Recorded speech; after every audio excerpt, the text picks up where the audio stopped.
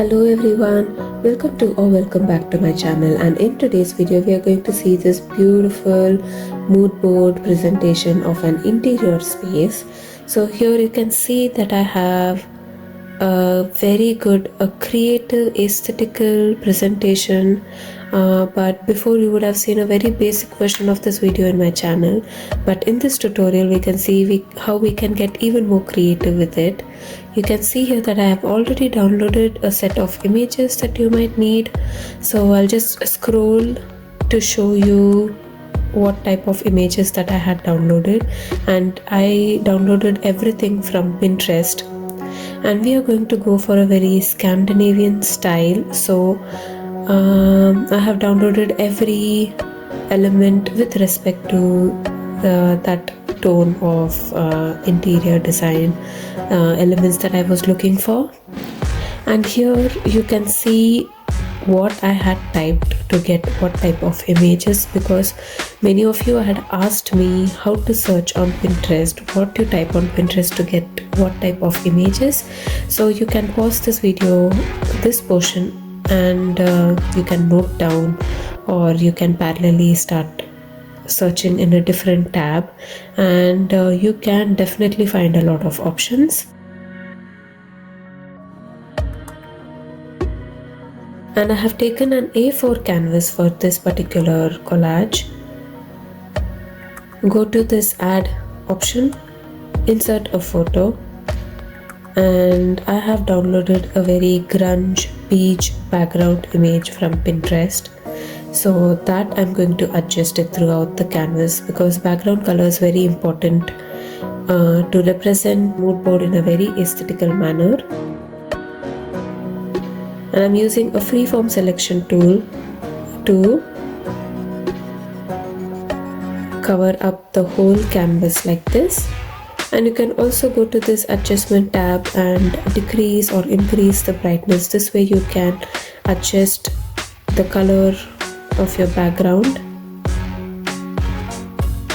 And next you can insert a photo, and this is going to be our principal reference image that all our other objects are going to be related to.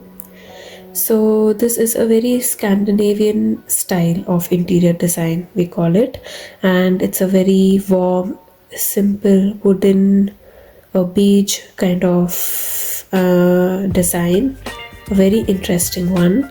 So a reference image is very important on your mood board. So if you have a render of the image, you can put that up here, and in a new layer you can do a rectangular selection like that, and just drop in a white color, and you can bring it below the image layer.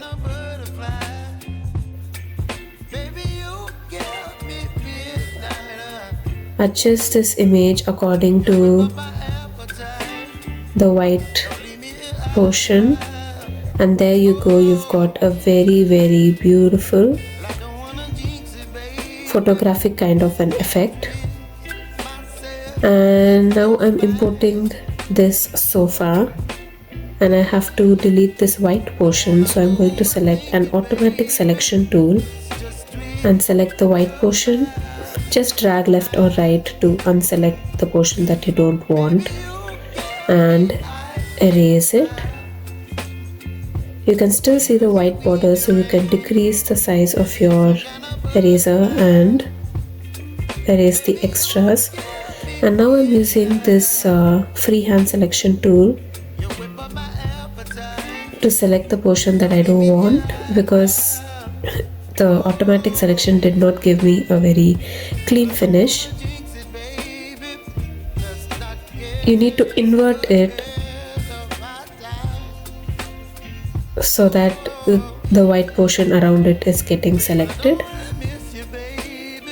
And now you can place it around. So we have converted that into a PNG image. So there you go. And now you can insert another photo.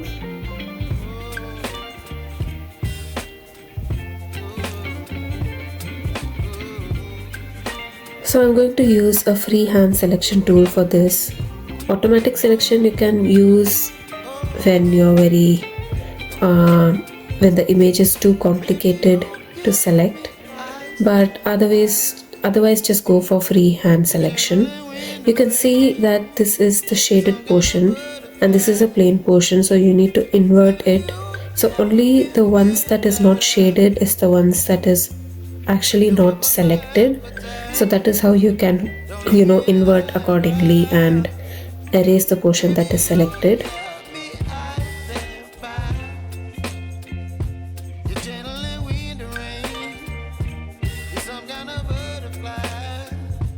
I imported another image, and again using the freehand selection I'm selecting the portion that I want, and when you press invert it selects the portion that you don't want, and then you can erase the rest. So I hope you understand this concept, and basically I'm going to repeat it for every other element, and you can just move around this once you convert an image to an PNG, it becomes like a sticker and you can move it around however you want to. Next, let's just import materials. So for the walls, for the flooring and all that, so I'm just importing these textures as it is, like that. I don't think these need any edit or if it needs to be converted into a PNG, because it is already into a nice rectangular shape. So I'm just moving it around like that, and I'm importing this circular rug. Now for this I will need to use an automatic selection, so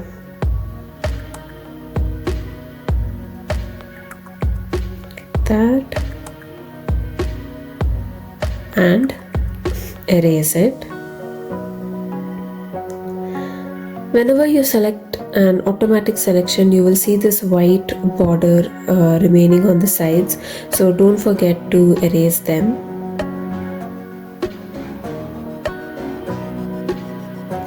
And you can move the layer accordingly. So if you want it below the sofa, just move this rug layer below the sofa layer. It is as simple as that. It's very similar to Photoshop. And I'm doing the same thing with this rug as well, just increasing and decreasing the brightness, the saturation, and also I'm going to this curves option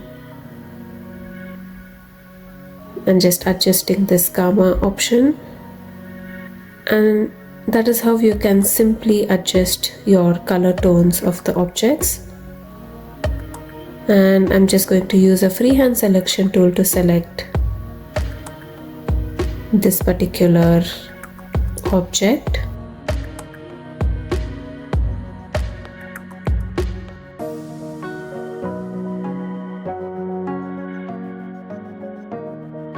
Invert and erase the portion that I don't want. And now we have created a PNG.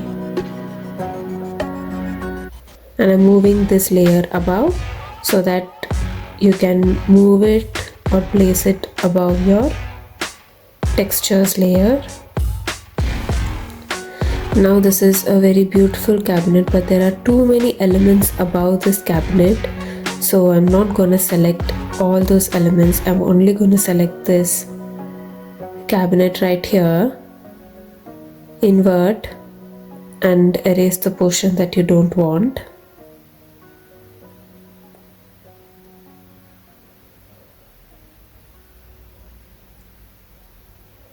And now just select this top portion. As you can see, a lot of elements that is still left. Long press on the color that you want, and in a new layer just color drop that color and just pinch those two layers together to make it into one single layer to merge the layers. And now you can place it anywhere. You can flip horizontal or flip vertical, so it's very easy to flip the directions of your objects according to your collage. So for this I just use the automatic selection tool and I'm just erasing this white portion to make it a PNG, and I'm just figuring out where to place this chair. And finally I moved it here and just flipped it horizontal.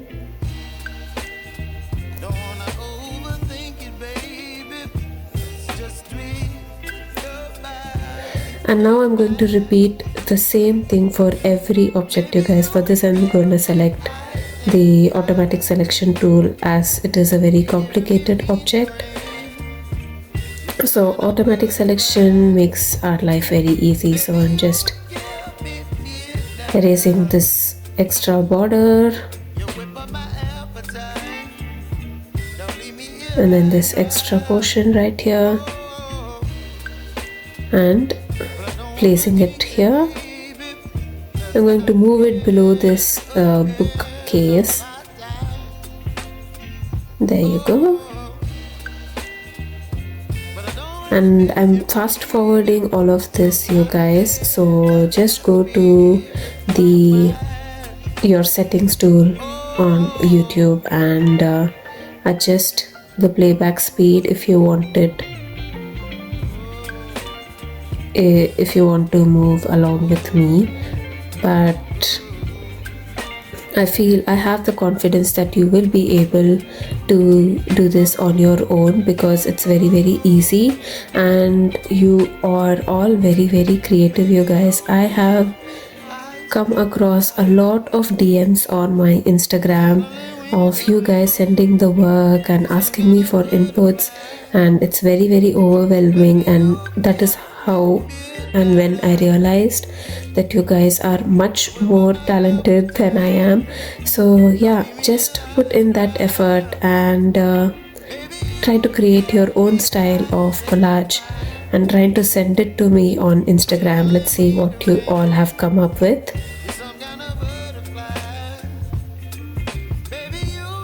Doing the same thing for these candles. So since I went for a very Scandinavian style, so you can just Google what is a Scandinavian style of interior design. So you will see a lot of particular elements that this style uses, and I am very drawn to this style because it's very warm and you have a lot of pop of colors here and there if needed, but if not, it is a very woody, a very beige kind of an interior style, and that's the reason I went for it. Try not to be very random with all these mood boards. Have a particular style in mind and design accordingly. Only then it will interest even you to come up with a very creative style of arranging your mood board. So here I'm also selecting a good photo frame, moving it below. It's very simple. Once you understand the basic principle to work with Procreate for a mood board, then you can create wonders with it, you guys.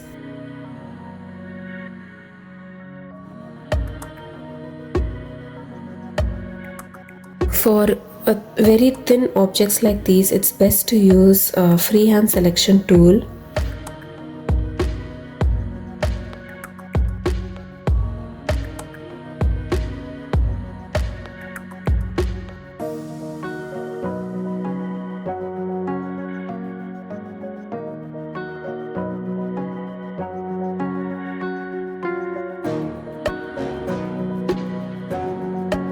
And this curtain, I didn't know where to add it, and while I was wondering, I just flipped it horizontal and I placed it right behind all the other objects, and as you can see, it creates a very beautiful effect. And under artistic I selected this hearts brush, and I'm just long pressing on the colors that I want, and in a new layer I'm just brushing that color over my canvas, this brown. Then I might select this tone of brown and this orange. So we have also shown our color palette for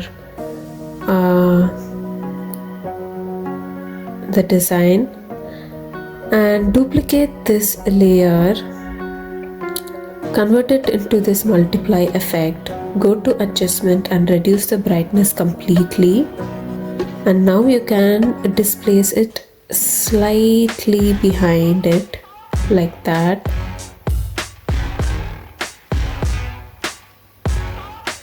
Reduce the opacity a little bit. Go to the Gaussian blur and increase it to 4 or 5%. And there you go, we have created a beautiful shadow behind our texture. And I will repeat it again for this wooden slat. Multiply effect, brightness reduce completely, displace it slightly, reduce the opacity, go to Gaussian blur and increase it to 4 or 5%. And there you go, you have created a beautiful shadow. So now I'm going to repeat the same thing for every other object.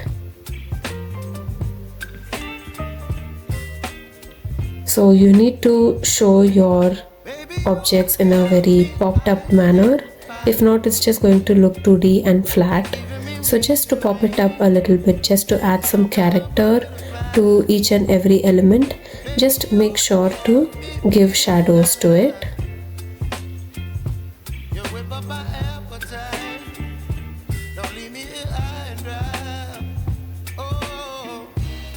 So I'm just fast forwarding this as well, as I'm repeating the same process for every other object.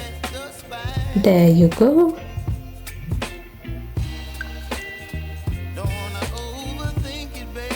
And now in a new layer above this plant layer, I'm selecting a white color and I'm going to use this technical pen, and I'm creating this popped up sticker effect. Okay, before that I just realized there is this extra thing and I'm erasing it. Okay, going back to that new layer, and with a technical pen I'm just drawing an outline around this object. So once I finish this, you will be able to see how beautifully this is going to pop up in our mood board. So arrangement of your elements is very important, you guys. So see, as I'm drawing it, whatever is below this layer is below, whatever is above, so you don't have to adjust anything. So make sure the layers are very properly placed wherever you want, and this layer should be right above the object that you want. So for example, I'm selecting this candle and create a new layer just above that candle layer. So only then your outline will also follow the position of this object. So I'm doing this effect only to 2 or 3 elements. So here you can see it's giving that sticker effect, and you can easily add your text, reference image, and I'm converting that into this brown color.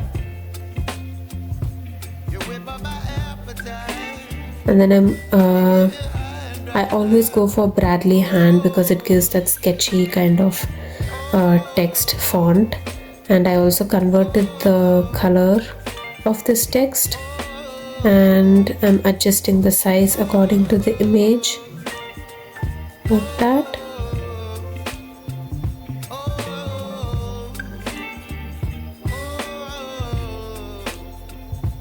And I'm going to create another text, a subtext, in a similar manner like that. And you can simply use your gel pen. I'm moving this layer above every other object. I'm just creating these sketchy arrow marks to denote different objects from my reference image. So I'm just using a white color for this. You can place this image in anywhere. So you can, for example, place it in the center and point out every other object that you want. And here you can see at the same time, I'm also creating a text in a very, a style that goes along with this mood board in a very creative, curvy, sketchy manner. Cabinet, colors,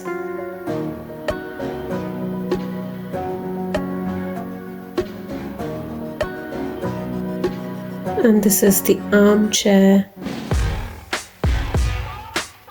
You can create vertical, diagonal or horizontal text according to how your materials are placed, how your objects are placed. And go to this flames brush under elements brush set and simply create this flames for your candle. See, it's popping out now. And for this light, just go to your illuminance light set and select your light pen. Make sure it is in the layer above your lamp layer. You can also use this flare and just create a flare on your light. So it's this simple small elements that pops up. So you can simply copy canvas, go to a new canvas, an A3 canvas, and paste. So your whole canvas is pasted as one single image. You can see that you can adjust or move around at once. See, here it's just one single layer. And just go to your canvas, crop and resize, and you can just increase this portion below right here, and this portion becomes a patch for your company seal, your company logo, or in your for academic purposes just your name, your roll number, and all the other requirements. So yeah, that is how you can present it for your clients or for your academic projects. So yeah guys, that is it for today's video. I hope you liked it, and I hope you're creating your own very own mood board styles for your own particular projects. So if you did, then please make sure to DM me your projects on my Instagram page, and also make sure to follow me there. And if you like this video, make sure to comment down below what you liked and what you learned in this tutorial. And yeah guys, I will see you in my next one. Until then, always keep smiling because it reduces a lot of stress. Bye.